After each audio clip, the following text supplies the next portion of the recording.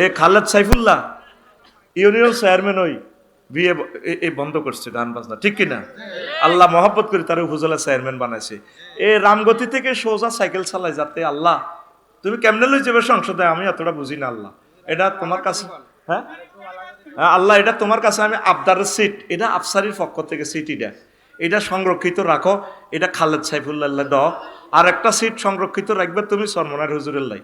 সোজা কথা, নির্বাচন কেমনে কিতা করবা তুমি? রহমতের ফেরেশতা দিয়েলো আমার সরমনার ফিসা হুজুরের, তুমি এনে পৌঁছাও। আমিন ক আমিন কস্তাতে তোর দলে ন দেয়ার লাগে আমিন ক কিল্লে কইছি।